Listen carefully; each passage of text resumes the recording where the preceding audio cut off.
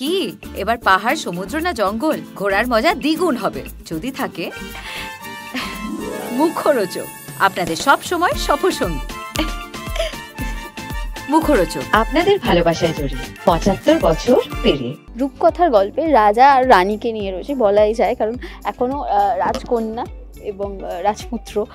তো একটু বলো যে দুজনেরই এটা এই চরিত্রগুলোতে রূপকথার গল্পে প্রথমবার, তো প্রথম যখন সিলেক্ট হলে এবং চরিত্র হয়ে ওঠা, এই ক্রমায় কাজ সবটা নিয়ে কীরকম লাগলো অভিজ্ঞতা? প্রথমেই যখন আমি যখন লুক সেটে গেছিলাম, এটা শুনেছিলাম যে একটা রূপকথার গল্প, তখনও ভাবিনি যে পুরোটাই এরকম ব্লু স্ক্রিনে হবে বা ক্রোমাতে হবে। তারপরে আমাকে ধীরে ধীরে ক্যারেক্টার ব্রিফ করলো যে তোর ক্যারেক্টারটা একটা রাজকন্যার ক্যারেক্টার হবে, তুই এরকম তুই খুব শান্ত, কিন্তু তোর আরেকটাও দিক আছে যে তোর মধ্যে একটা পাওয়ার আছে, সেটা তুই জানিস না, সেই পাওয়ারটা তুই গিয়ে পরে রিয়েলাইজ করবি আস্তে আস্তে। পরিবারের জন্য যখন তোর পরিবার বিপদে পড়বে, পরিবারকে বাঁচাবার জন্য বা নিজের রাজ্যকে বাঁচাবার জন্য, রাজ্য যখন বিপদে থাকবে জটিলার হাত থেকে, তখন তোর ওই ক্যারেক্টারের শেডটা তুই দেখাবি, সেটাও তোর অজান্তে। তো তখন আমি ক্যারেক্টার ব্রিফ পাওয়ার পর আমার খুব ভালো লেগেছিলো যে না, আমার ক্যারেক্টারের দুটো দিক আছে, মানে যেটা বেসিক্যালি প্রত্যেকটা মানুষের থাকে, মানে প্রত্যেকটা মানুষের ক্যারেক্টারের দুটো দিক থাকে। সে নয় ভেতর থেকে খুব চঞ্চল, বাইরে থেকে শান্ত, বা বাইরে থেকে চঞ্চল ভেতর থেকে শান্ত, তার মধ্যে পাওয়ার থাকে। তো আমার এই ব্যাপারটা শুনে খুব ভালো লেগেছিলো যে না, ক্যারেক্টারটার মধ্যে অনেক কিছু করার আছে। তারপর সিলেক্ট হই, তারপর মানে ফার্স্ট যেদিনকে শ্যুটিংয়ে আসি সেদিনকেও আমার ভয় লাগেনি, মানে যখন ফার্স্ট প্রোমো শ্যুট করেছিলাম আমার একদমই ভয় লাগেনি, কারণ আমাকে এত ভালোভাবে গাইড করা হয়েছে বা এরকমভাবে বলা হয়েছে, বা তার আগেও আমি ক্যারেক্টারটা নিয়ে ভাবতে শুরু করেছি, তো আমার ইমাজিনেশন পাওয়ারটা এসে গেছিলো, একটু আধটু এসে গেছিলো। তো কাজটা করতে করতে মানে কাজটার মধ্যে এতটাই ঢুকে গেছে যে মজা আসছে এবার। রাজকুমার কি বলবে, এই যে এই লুকে নিজেকেও দেখা এবং বড় বড় চুল, আগে যেরকম আমরা দেখেছি আয়নকে, একদম অপোজিট একটা ক্যারেক্টার। হ্যাঁ, একদমই তাই। এইটার জন্য সত্যি মানে আমি তো কৃতজ্ঞই, আমার খুব ভালো লেগেছে, আমি খুব হ্যাপি যে এই রকম ডিফারেন্ট কিছু করতে পেরেছি। টিভিতে তো খুবই রেয়ার হয় এটা, মানে বলার জন্য বলা নয়, এটা রেয়ার যে এরকম এই লুক, এইভাবে বিয়ার্ড বড় করে, এই এত কিছু অ্যাটায়ার পরে। তো সেটার জন্য আমি থ্যাঙ্কফুল, ঈশ্বরের কাছে কৃতজ্ঞ যে আমাকে এই অফারটা পাইয়ে দেওয়ার জন্য।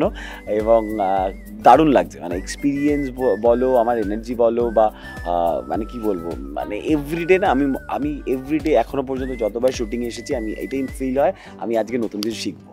অ্যান্ড বাড়ি ফেরার সময় আমি বলি ইয়েস, আজ আমি তীরধনুক চালিয়েছি, কাল আমি প্যান্থারের সাথে ফাইট করেছি। অ্যান্ড আমি এক্সাইটেড থাকি ততটাই শুটিংয়ের পর বাকিদের টিমদের জ্বালাই। অ্যান্ড আমি আমার প্রডিউসারকেও আমি বলছিলাম যে এটা আমি ওনাকে জ্বালাই, দাদা কেমন হচ্ছে, এডিটটা কেমন হবে, এটা কেমন ভাবছো, এটা কেমন ভাবছো, এটা কি ভালো করে দাঁড়াবে, তো এই ব্যাপারটা হচ্ছে। তো রজতদাও আমাকে সেম প্রমিস করেছে যে না আয়ান, তুমি দেখো আমরা লড়বো, আমরা একদম বেস্ট কিছু ডেলিভার করার চেষ্টা করবো। আমরা সবসময় বলে থাকি না বাঙালিরা যে আমরা হিন্দি নিয়ে অনেক কথা বলি, সাউথের সিনেমা নিয়ে কথা বলি, যে আমরা বাহুবলী দেখেছি, কান্তারা দেখেছি, RRR দেখেছি। আমার কথা হলো যে ওই লেভেলের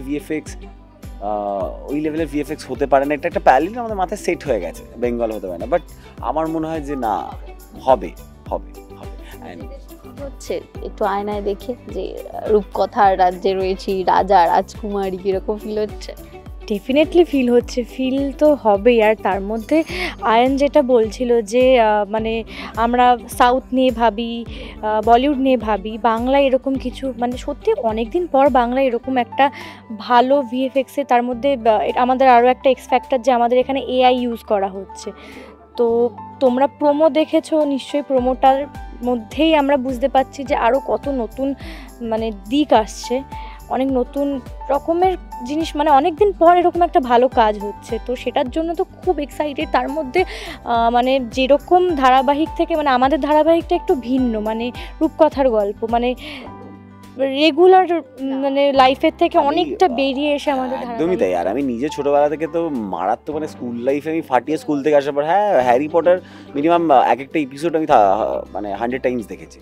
তো আমি ফ্যান, আমার এখনো বাড়িতে বইগুলো রাখা আছে স্কুল টাইমের, প্রত্যেকটা হ্যারি পটার স্টিকার লাগানো, আমার কাছে সেই সিডিসগুলো এখন আছে। সেই সময় তো পেন ড্রাইভের ওই ব্যাপারটা ছিল না, তো আমি কালেক্ট করতাম। তো আমি মারাত্মক বড় ফ্যান। আমি যে সেই রূপকথার মানে এই রকমই একটা অন্য রূপকথার গল্পের পার্ট হতে পেরেছি। আমার কোমরেও এখানে ছোড়া থাকে, আমিও তীর ধনুক চালাচ্ছি, একটা প্যান্থার আমাকে তাড়া করছে, আমিও দেখছি। আমি যখন দেবদার যে চাঁদের পাহাড় দেখেছিলাম, মানে হয় না লোভ লাগে, অভিনেতা হিসেবেও লোভ হয় যে না আমিও এই স্নেকের সাথে ফাইটটা করতে পারি, বা আই উইশকে আমি এটার পার্ট হতে পারি। তো আমার মনে হয় যে সেই এইখানে রূপমতি স্বপ্ন পূরণের সাথে সাথে আয়নেরও স্বপ্ন পূরণ হচ্ছে। হ্যাঁ, মানে রূপমতির স্বপ্ন পূরণের সাথে সাথে আয়ন প্লাস জয়িতা দুজনেরই স্বপ্ন পূরণ হচ্ছে। মানে ও যেটা সত্যিই বললো, মানে যখন চাঁদের পাহাড় হয়েছিল ওই মুভিটা দেখেছিলাম, তখন আমি অনেক ছোট ছিলাম। তো ওই হ্যাঁ মানে নার্সারিকে না অতটাও ছোট ছিলাম না, ও আবার মজা করছে আমার সাথে, অনেক ছোট ছিলাম। আর তারপরে গিয়ে আর এইটা আর একটা মানে জিনিস যে আমার ফার্স্ট প্রজেক্ট, যেটা অনেকটা আলাদা, অনেকটা ভিন্ন, মানে রেগুলার ধারাবাহিকগুলোর থেকে অনেকটা আলাদা। মানে আমি রূপকথার গল্প করছি, তো আমি সত্যি খুব ব্লেসড। ও অনেকক্ষণ ধরে বলছিল ও ব্লেসড, ওর থেকেও বেশি মনে আমি ব্লেসড যে আমি এত ভালো একটা মানে চরিত্র পেয়েছি। তার জন্য অসংখ্য ধন্যবাদ সান বাংলাকে যে আমাকে বেছে নিয়েছে রূপমতির জন্য। Thank you. লাস্টে কি বলবে এই যে ছোড়া চালানো, আমাকে এর আগে দর্শক যেভাবে দেখে এসেছে, আমি এইটুকু কথা দিচ্ছি প্রত্যেককে যে এইবার আমাকে পুরো ডিফারেন্ট অন্য রকমভাবে দেখবে। নর্মাল লাইফে আয়ান যেভাবে হাঁটাচলা করে, কথা বলে, মজা করে, খুনসুটি করে, এই চরিত্রে সম্পূর্ণ আলাদা। এটা সম্পূর্ণ চরিত্রের ডিমান্ডেই হচ্ছে, এটা আর অন্য কোনো ডিমান্ডে নয়।